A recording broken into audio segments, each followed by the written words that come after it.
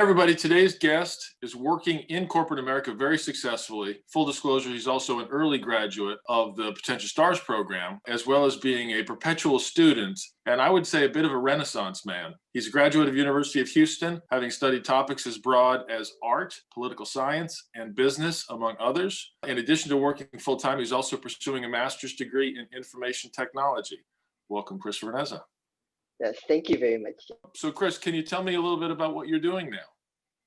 Yes, so my current role right now is a network BI analyst.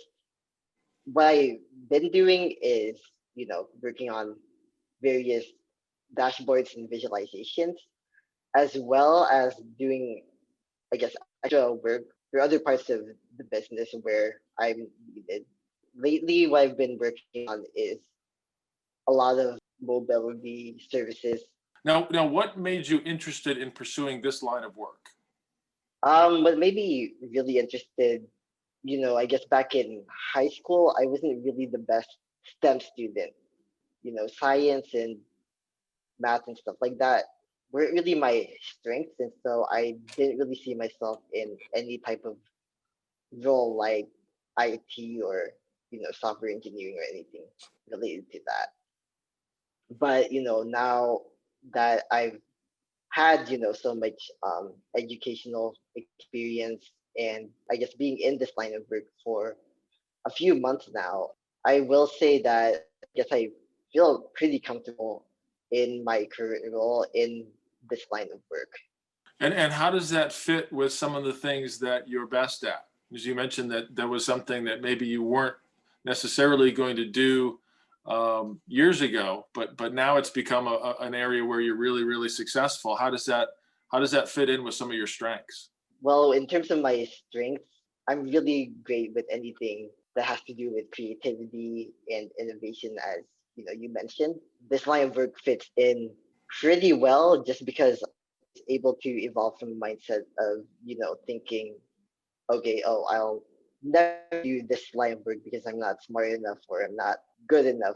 These skills aren't necessarily that I'm meant to do or meant to engage in. But now, because I was given this opportunity to prove myself in this role, the great thing, I guess, would be that in addition to getting a job, it's kind of been a mission of or a journey of self-discovery.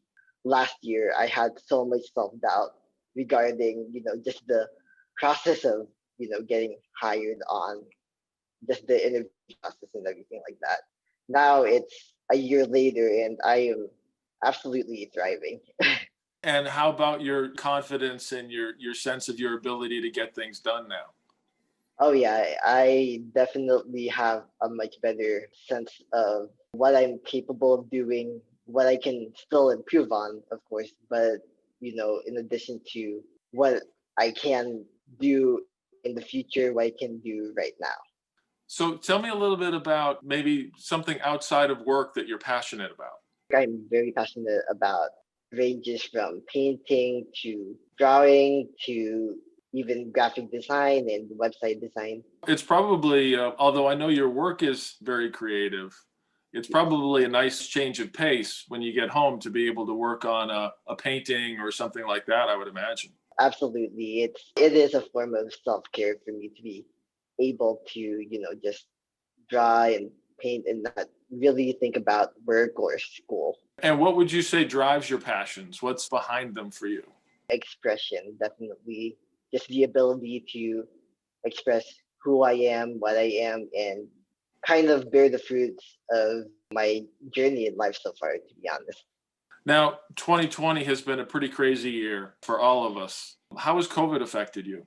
It was a lot of anxiety, and I've definitely had to find more ways to kind of take care of my own mental health, just my overall well-being. I've had to kind of challenge the way that I've been doing things, everything from what most people would call perfectionism to, of course, the anxiety of it all. Sure. So, and that's a great point you bring up, right? Because so many people are focused on the physical health issues of potentially catching the virus or a loved one catching the virus. Exactly. but the kind of insidiousness of the anxiety that we all feel can really have an impact on mental health. And so self-care becomes super critical. Maybe say a little bit more about how you've been managing in that, because it sounds like you've made some changes that are working for you. Before the whole pandemic, I kind of stopped going to therapy, and I've started coming back on an as needed basis just to be able to express a lot of what I've been feeling and just to be able to verbalize it and I guess have feelings validated as well as help me with positive mental health changes in my life that I felt that I needed. And I've also learned to value the skills that I've had outside of work, like my artwork, for instance. And I've pretty much just been a lot more self-reflective than I felt like I've had to be beforehand. How has COVID affected your work?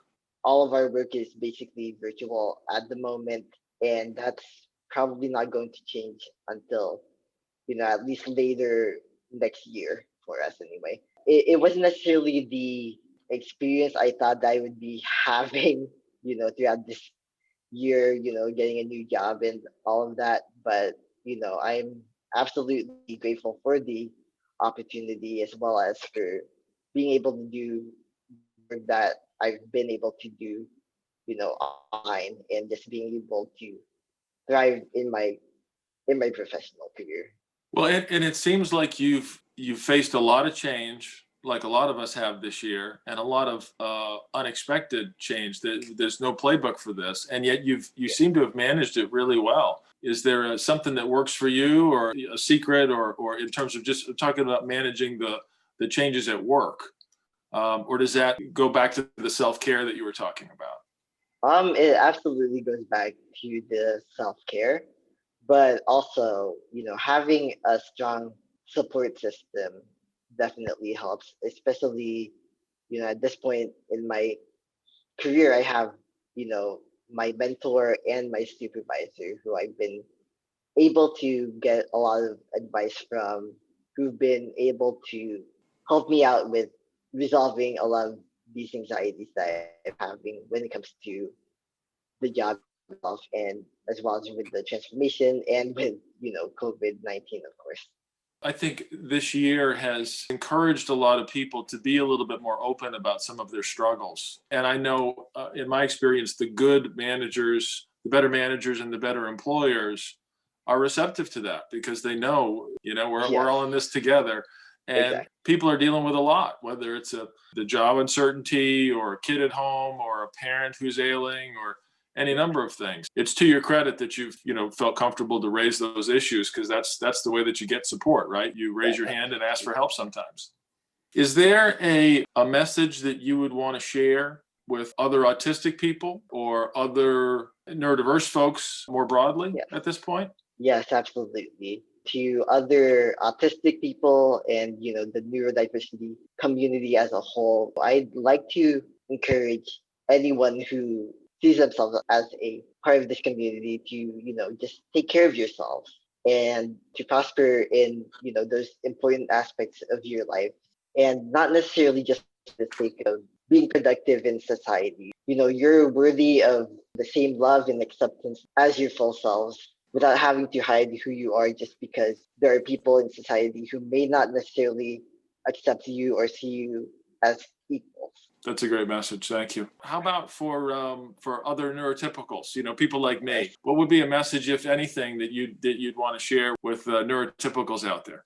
I would like to encourage you all just to be kinder and more compassionate to each other as well as to neurodiverse people. Many people who are neurodiverse don't even know that they are. Like a lot of us have that experience where, we had no idea what we are. We just knew that, we struggled in school or we struggled in our personal lives. And that's also the way to make the world a better place, I guess. Chris, I would imagine there are going to be some people out there who are in a similar position to the one that you described just a year or two ago, where they're anxious and they're wondering about career direction or how I'm going to deal with an interview or things like that. If people wanted to reach out to you, would that be okay? Yes, absolutely. Oh, great. That's great. So what I will do is I'll make sure that we put a link to your LinkedIn page so people can reach out to you that way. I know who you are, and I know you're going to be very anxious to give back to the community and help that next Chris who's out there, who's got amazing potential, but maybe just needs a role model or a positive example to help them over the hump. So thank you for doing that. Yes, absolutely. Yeah, thank you so much, Jeff, for giving Oh, me this opportunity. you bet. You bet. Chris, always good to talk to you, my friend. Thanks for doing this. Thank you so much, Jeff.